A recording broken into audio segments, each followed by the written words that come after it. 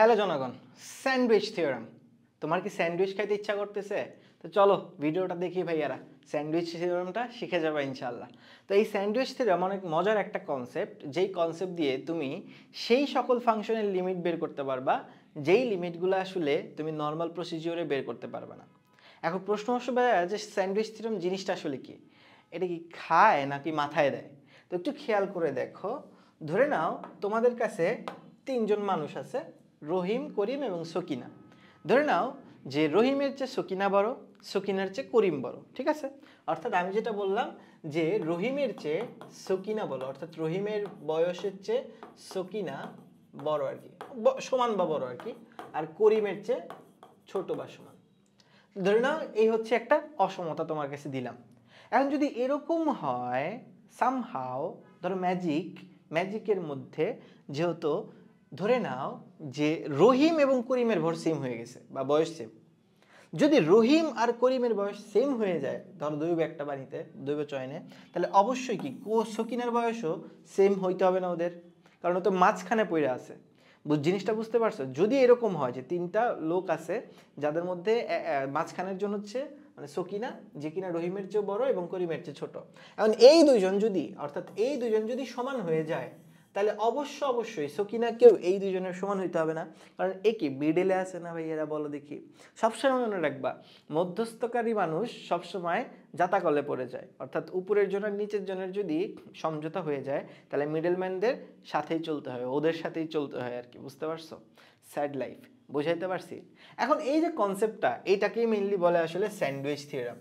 অর্থাৎ স্যান্ডউইচে যেটা হয় আর কি, যে উপরে আর নিচে দুইটা প্যাটিস থাকে, মাঝখানে হচ্ছে তোমার মাংসের ইটা থাকে আর কি, উপরের নিচে হচ্ছে বান থাকে আর মাঝখানে প্যাটিসটা থাকে আর কি মাংসের। সো এইরকমই আর কি, যে এইখানে যেটা হবে, ধরে নাও যে তোমাদের কাছে দুইটা ফাংশন আছে, একটা হচ্ছে জি অফ এক্স, একটা হচ্ছে এইচ অফ এক্স। এখন আরেকটা ফাংশন এফ অফ এক্স, যেটা কিনা এই জি অফ এক্স এর চেয়ে বড় বা সমান এবং এইচ অফ এক্স এর চেয়ে ছোট বা সমান। যেমন আমি যদি এক্সাম্পল দিয়ে বলি যে আমাদের সাইন এক্স যেটা, সেটা -1 এর চেয়ে বড় বা সমান এবং 1 এর চেয়ে ছোট বা সমান। তাহলে -1 হচ্ছে ধরো জি অফ এক্স এবং আমাদের 1 হচ্ছে এইচ অফ এক্স। তো সাইন এক্স এটার চেয়ে বড় আর এটার চেয়ে ছোট, তাহলে এরকম অসমতা মেনটেন করতেছে। এখন আমি যে কাজটা করব সেটা হচ্ছে গিয়ে এদের সবার সাথে লিমিট নিয়ে আসবো একটা। এদের সবার সাথে কি নিয়ে আসবো? লিমিট নিয়ে আসবো। অসুবিধা আছে কোনো? এদের সবার সাথে আমি লিমিট নিয়ে আসবো, ঠিক আছে? সবার সাথে আমি লিমিট নিয়ে আসবো। এখন এই যে তুমি লিমিটটা নিয়ে আসছো, যদি এরকম হয় যে জি অফ এক্স এর লিমিট এবং এইচ অফ এক্স এর লিমিট সমান হয়ে গেছে, তাহলে অবশ্যই মনে রাখতে হবে এফ অফ এক্স এর লিমিটও তাই হবে। যেমন যদি এইটা হয় যে limit of x tends to A, G of x এর লিমিট এবং এইচ অফ এক্স এর লিমিট সমান যদি হয়ে যায়, হলে আমাদের মনে রাখতে হবে যে এফ অফ এক্স এর লিমিটও সেম হবে। এফ অফ এক্স এর লিমিট, যেহেতু মিডলম্যান, আমি একটু আগে বুঝাইলাম মিডলম্যানরা সবসময় আসলে সমান হয়, ঠিক আছে? পোলাপান মানে অ্যাডজাস্ট করে চলে আর কি। তাহলে এখানে আমাদের এফ অফ এক্সটাও অ্যাডজাস্ট করেই আছে, ঠিক আছে? তাহলে এটা সমান এল হবে, মানে দুইজন যদি সমান হয়ে যায়, আগের জন আর পরের জন যদি সমান হয়, মাঝখানের জনকেও সমান হইতে হবে। এই রুলটাকেই বলে হচ্ছে গিয়ে ভাইয়া স্যান্ডউইচ রুল, যে মাঝখানের জন সবসময় দুইজনের উপরের জন আর নিচের জনেরটা নির্ভর করতেছে। তো এই রুল দিয়ে আমরা যেই ফাংশনগুলোর মানে লিমিট বের করতে পারবো, সেগুলোকে আমরা নর্মাল প্রসিজিওরে বের করতে পারবো না। খেয়াল করে দেখো, যেরকম এই যে আমাদের ফাংশনটা আসে x² sin 1/x, এই ফাংশনটাই তুমি যদি x এর মান নরমালি 0 বসায় চেক করতে চাও, দেখবা জীবনেও পারবা না, মানে জীবনেও লিমিট নরমালি বের করতে পারবা না। কিন্তু এই ম্যাথটাকে আমি যদি নরমালি একটু থিঙ্ক করি, যে আমি স্যান্ডউইচ থিওরাম অ্যাপ্লাই করার থিঙ্ক যদি করি, আগে থেকে বলে রাখি স্যান্ডউইচ থিওরাম সেই সকল ম্যাথগুলোর জন্যই তুমি অ্যাপ্লাই করতে পারবা যেই ম্যাথগুলো আসলে নরমালি মিলবে না এবং সাইন কস বা অসমতা থাকবে সেই ম্যাথগুলোতে। কারণ অসমতা ছাড়া তো তুমি আসলে এই কনসেপ্ট বা এই রুলটাই অ্যাপ্লাই করতে পারবে না, তাই না? তোমাকে তো অসমতা অ্যাপ্লাই করতে হবে। তাহলে এখন খেয়াল করে দেখো, আমাকে যেই ফাংশনটা দিছে সেটা হচ্ছে গিয়ে এইটা x² sin 1/x। এখন আমি যে কাজটা করব, আমি ধরে নিব বাট আমরা জানি যে sin 1/x এই জিনিস যেটা আছে sin 1/x এটা -1 এর চেয়ে বড় 1 এর চেয়ে ছোট। এখন আমি যে কাজটা করব, আমরা জানি যে সাইন অপারেটরের ভ্যালু সর্বোচ্চ মান হতে পারে 1, সর্বনিম্ন মান হতে পারে -1। এখন আমি যে কাজটা করব, এই জিনিসটাকে আমার ফাংশনের মতো বানানোর চেষ্টা করব। এখন ফাংশনে কি আছে, x² একটা গুণ আছে, তাই আমি যে কাজটা করব সবার সাথে x² দিয়ে গুণ করে দিব, সবার সাথে x² দিয়ে গুণ করে দিব। কোনো অসুবিধা আছে? নিশ্চয়ই কোনো অসুবিধা নাই, সবার সাথে x² দিয়ে গুণ করে দিলাম। এরপরে যে কাজটা করব, লিমিট x টেন্ডস টু 0 সবার সাথে নিয়ে আসব, অর্থাৎ লিমিট x টেন্ডস টু 0 এরপরে সবার সাথে নিয়ে আসব। কোনো সমস্যা নাই ভাইয়া, লিমিট x টেন্ডস টু 0 আপনি নিয়ে আসেন, কোনো অসুবিধা নাই। তাহলে আপনি আমারে বলেন তো ভাইয়া, আপনি আমাকে একটা কথার উত্তর দেন, সেইটা হলো গিয়া যে limit x tends two 0 -x², এটার মান আসলে কত হবে? 0 হবে না? তুমি x এর মান বসায় চেক করে দেখো। সেম ভাবে তুমি যদি চেক করে দেখো limit x tends two 0 x², এইটাকেও যদি তুমি সেম ভাবে চিন্তা করো, এটাও তো 0ই হবে, কারণ 0² মানে তো 0ই। মানে মাঝখানের যে জিনিসটা আছে এটা 0-র চেয়ে বড়, আবার 0-র চেয়ে ছোট, মানে অবশ্যই মাঝখানের জিনিসটাকে 0-র সমান হইতে হবে। অর্থাৎ আমি বলতে পারি এই যে limit x tends two 0 x² sin 1/x, এইটাকে আমি হচ্ছে লিখব 0, এটার অ্যান্সার হবে 0 ইউজিং স্যান্ডউইচ থিওরাম। এই জিনিসটা তোমরা আসলে রিটেনেও অ্যাপ্লাই করতে পারো বোর্ডে, ঠিক আছে? বাট বোর্ডে আসলে এই থিওরাম থেকে প্রশ্ন আসে না, মেইনলি এটা অ্যাডমিশনেই আসে।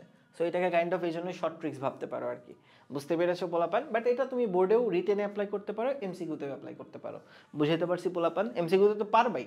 তো চলো এরপরের যে ম্যাথটা আছে 3x² - sin 3x 2x² + 5, 3x² - sin 3x 3x² - sin 3x sin 3x 2x² + 5, এই কোশ্চেনটারও চলো আমরা লিমিট বের করি। তাহলে খেয়াল করে দেখো, এখানেও তুমি যদি ক্যালকুলেট করতে যাও, নর্মাল ভাবে থিঙ্ক করতে যাও, জীবনে অঙ্ক মিলাইতে পারবে না তুমি। রাদার তোমাকে এখানে যেটা অ্যাপ্লাই করতে হবে সেটা হচ্ছে স্যান্ডউইচ থিওরাম। এখন এই স্যান্ডউইচ থিওরামটা আমি কেমনে অ্যাপ্লাই করব? সেম আগের মতোই, -1 এর চেয়ে বড় 1 এর চেয়ে ছোট, sin 3x, সরি ভাইয়া sin 3x, বারবার শুধু sin x আসতেছে, sin 3x।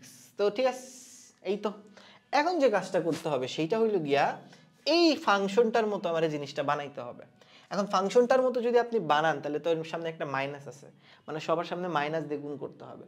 তাহলে মাইনাস দিয়ে যদি আপনি গুণ করেন, তাহলে যেটা দেখবেন সেটা হলো গিয়ে যে আমার 1 এর চেয়ে জিনিসটা বড় বা সমান আসতেছে, এবং -1 এর চেয়ে ছোট আসতেছে, ঠিক আছে? -1 এর চেয়ে ছোট আসতেছে, ঠিক আছে ভাইয়ারা? তুমি গুণ দিয়ে দেখো, নিজেরাই চেক করতে পারবা, তুমি গুণ দিয়ে দেখো, নিজেই বুঝতে পারবা আর কি। বুঝাইতে পারছি আমি তোমাকে নিশ্চয়ই পিচ্ছিরা? এইটা আসতেছে। এখন তারপরে যে কাজটা করতে হবে, 3x লাগবে, একটা 3x লাগবে, সামনে একটা 3x লাগবে, সামনে একটা কি লাগবে? 3x লাগবে। তো নিয়ে আসলাম 3x, আচ্ছা না 3x² লাগবে, আই এম সরি, 3x² লাগবে, তো নিয়ে আসলাম 3x²। অসুবিধা আছে কোনো? অসুবিধা থাকার কথা না। তারপরে 2x² + 5 দিয়ে সবাইকে ভাগ করে দিতে হবে। মানে মোদ্দা কথা হলো আমি ফাংশনের মতো বানাবো, আমার যে ফাংশনটা আছে সেটার মতো বানাবো। তারপরে আমি 2x² + 5 দিয়ে সবাইকে ভাগ করে দিলাম। এই নাও 2x² + 5 দিয়ে সবাইকে ভাগ করে দিলাম, ঠিক আছে? 2x² + 5 দিয়ে সবাইকে ভাগ করে দিলাম। এরপরে যে কাজটা আমি করব, সেটা হলো গিয়া যে একটু নিচে নিয়ে আসি, হ্যাঁ। এরপরে আমি যে কাজটা করব সেটা হলো গিয়ে যে লিমিট নিয়ে আসবো, লিমিট x টেন্ডস টু 0 মানে ইনফিনিটি নিয়ে আসবো উভয় পাশে, limit x tends to infinity নিয়ে আসবো। তাহলে এটা হবে 3x² + 1 / 2x² 5, এটা হবে হচ্ছে গিয়ে limit x tends to infinity 3x² - sin 3x / 2x² + 5, আর এটা আসবে limit x tends to infinity, আমি আরেকটু করে নিই,